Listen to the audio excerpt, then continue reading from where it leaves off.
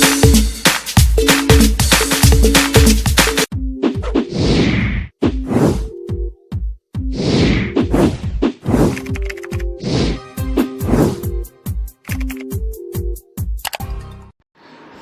Friends, ये मेरी YouTube का सेकंड वीडियो है। इसके पहले भी मैंने एक वीडियो बनाया था जो कि क्लास 12th की फ्लैमिंगो बुक का फर्स्ट चैप्टर था, प्रोज सेक्शन से, जो कि था द लास्ट लेसन।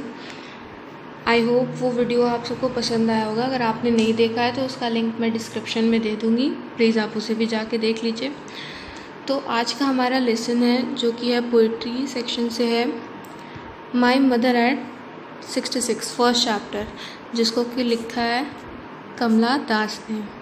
तो चलिए स्टार्ट करते हैं।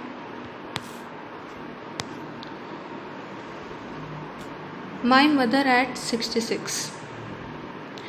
अबाउट द पोइट जो है वो है कमला दास।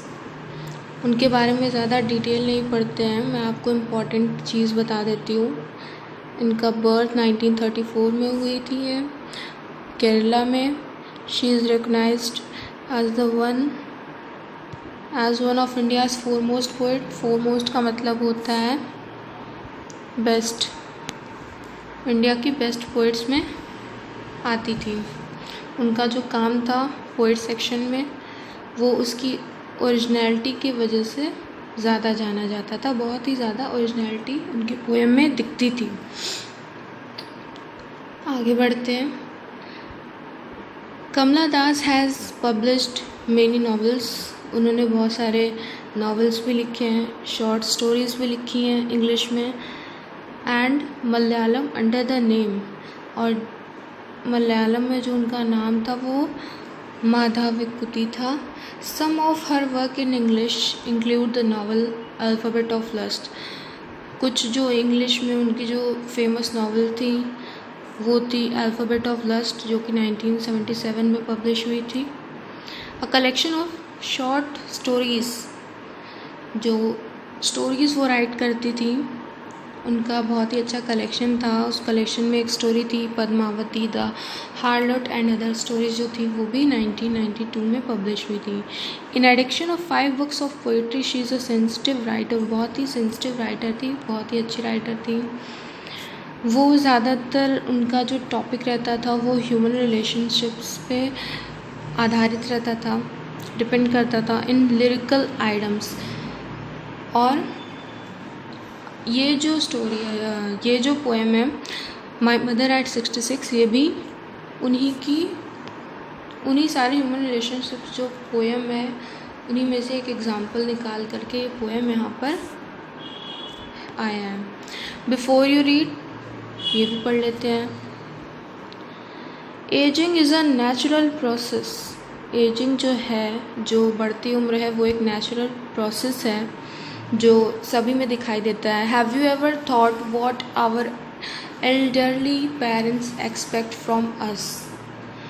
तो क्या आप कभी सोच सकते हैं कि जो हमारे पेरेंट्स हैं वो हमारे बारे में क्या आशा करते हैं, हमसे क्या आशा करते हैं।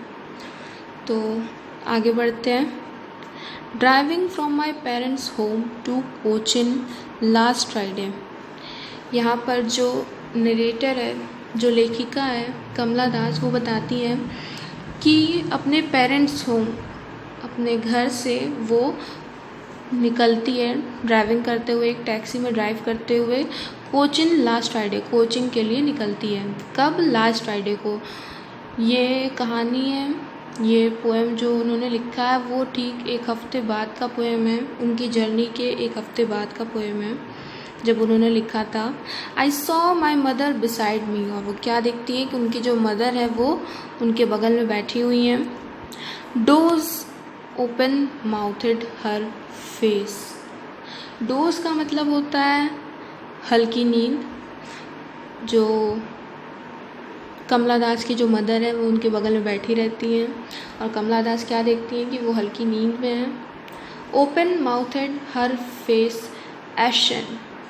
और उनका जो मुंह रहता है वो खुला हुआ रहता है।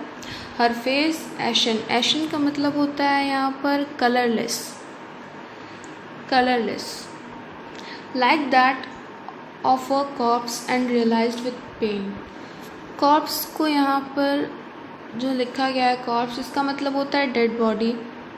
उनकी जो मदर है वो उनके बगल में बैठी रहती है, बिल्कुल हल्की नींद में वो रहती हैं। उनका फेस बिल्कुल कलरलेस रहता है और वो बिल्कुल एक डेड बॉडी के तरह दिखाई देती हैं। एंड रियलाइज्ड विथ पेन, और जो नरेटर है, जो कमला दास है, वो इस चीज़ को रियलाइज़ करती है, इस पेन को रियलाइज़ करती है।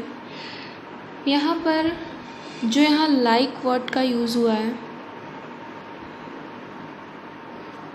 लाइक, ये यहाँ पर पोएटिक डिवाइस का यूज़ किया गया है, क्योंकि यहाँ पर उनकी जो मदर है उनको कंपेयर किया गया है बहुत सारी चीज़ों से, और यहाँ पर पोएटिक डिवाइस है सिम्बली, तो इसको आप लोग नोट कर लीजिएगा। आगे बढ़ते हैं। That she was as old as she looked but soon put that thought away and looked out at young trees.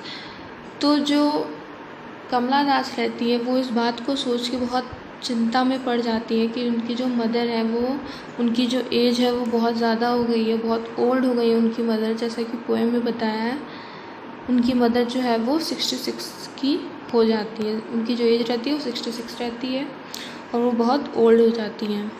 इसी बात को सोचते हुए जो लेखिका रहती है कमला दास, वो बहुत ज़्यादा चिंता में पड़ जाती है और चिंता को दूर करने के लिए वो अपनी टैक्सी से बाहर देखती है। जब वो बाहर देखती है तो उसे दिखता है यंग ट्रीज स्प्रिंटिंग। स्प्रिंटिंग का यहाँ मतलब होता है रनिंग। यहाँ पर वर्ड मीनिंग में भी दिया हुआ है आप लोग की बुक में। स्प्रिंटिंग का मतलब होता है रनिंग। जब लेखिका अपने टैक्सी से बाहर देखती है तो उसे ऐसा दिखता है कि जो ट्रीज़ हैं वो दौड़ रही हैं। द मेरी children spilling out of their homes, और जो चिल्ड्रन है वो अपने घर के बाहर निकल रहे हैं। स्पिलिंग का मतलब होता है बाहर निकलना, और स्प्रिंटिंग का मतलब रनिंग बताए थे। अब लेखिका को ट्रीज़ जो है वो रनिंग में क्यों दिखाई दे रही है, मोशन में क्यों दिखाई दे रही है, हम सब लोग जानते हैं। अगर हम लोग किसी कार में बैठे हैं तो बाहर का जो सीन है वो बिल्कुल मोशन में दिखाई देता है, चलता हुआ दिखाई देता है। वैसे ही लेखिका को भी दिख रहा है कि जो ट्रीज़ है वो दौड़ रही हैं उनके अपोजिट डायरेक्शन में। आगे बढ़ते हैं। But after the airport security check standing a few yard. Airport पे जो सिक्योरिटी चेक होती है उसके बाद जो लेखिका है वो कुछ यार्ड्स के बाद खड़ी रहती है। यार्ड्स मतलब होता है गज, कुछ दूरी पर वो खड़ी रहती है। I looked again at the wan pale. I looked away at the wan pale. यहाँ पर जो लेखिका है वो दोबारा से अपनी मदर की तरफ देखती है, और यहाँ पर जो वान लिखा है, यहाँ पर भी वान का मतलब है colourless. As a late winter's moon and felt that old. और यहाँ पर लेखिका की जो माँ है उनके फेस को कंपेयर किया जा रहा है किससे, लेट विंटर मून से। एंड फेल्ट दैट ओल्ड, और वो क्या महसूस करती है कि वो बहुत ज़्यादा बूढ़ी हो चुकी हैं। लेट विंटर्स मून हम लोग जानते हैं कैसा होता है, बहुत ही उसमें सैडनेस और डलनेस दिखाई देता है। उसी तरीके से लेखिका की माँ के फेस पर भी दिख रहा था। Familiar ache my childhood's fear but all I said was see you soon Amma. जो लेखिका रहती है वो यहाँ पर बहुत डरती रहती है कि मेरी जो मदर की जो एज है वो बहुत ज़्यादा हो गई है, वो बहुत चिंता में रहती है मेरे वजह से। तो वो इसी वजह से अपनी माँ को दिलासा दिलाने के लिए ऐसा बोलती है कि आई सी यू सून अम्मा। वो कहती है कि हम फिर मिलेंगे। And I did was smile and smile and smile. और जो लेखिका रहती है वो मुस्कुराती रहती है ताकि उसकी जो माँ है उसको कोई भी किसी भी तरीके की चिंता ना हो लेखिका के बारे में। और वो यही जाते वक्त लेखिका अपनी माँ से कहती है कि मेरे बारे में चिंता मत किया करिए, मैं ठीक हूँ। यहाँ पर कलरलेस के